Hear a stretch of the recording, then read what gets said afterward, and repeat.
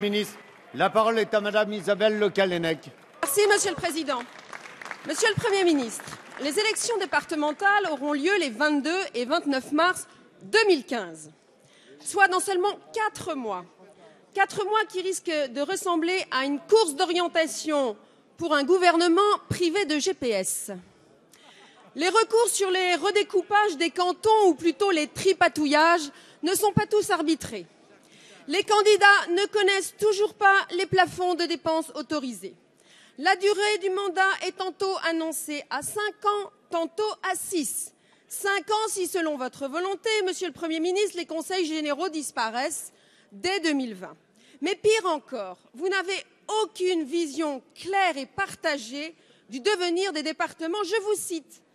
Dans les départements dotés d'une métropole, la fusion des deux structures pourra être retenue.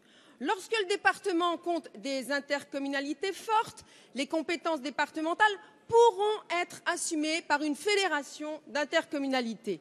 Dans les départements où les communautés de communes n'atteignent pas la masse critique, le conseil départemental sera maintenu.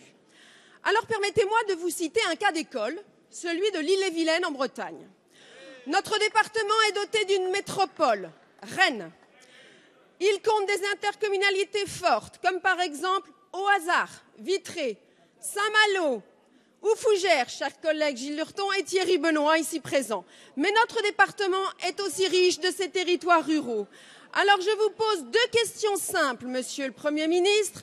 Considérez-vous l'Ille-et-Vilaine comme un département de première, de deuxième ou de troisième zone? Et par respect pour les électeurs, les candidats et surtout les agents territoriaux qui seront les artisans de cette réforme, comptez-vous clarifier vos intentions avant ou après le 29 mars? Merci. La parole est à Madame Marie-Lise Lebranchu, ministre de la Décentralisation et de la Fonction publique. Merci, Monsieur le Président. Modérez votre joie. Les choses sont simples. Les choses sont simples. Les élections départementales auront lieu effectivement en mars. Le Premier ministre a été clair lors de sa déclaration au Sénat.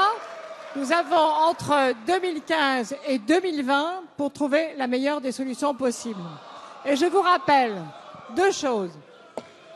D'une part, sur les aires métropolitaines, à partir du 1er janvier 2017, un certain nombre de transferts sont déjà prévus par la première loi. D'autre part, il est effectivement posé la question simple, mais importante pour nos citoyens.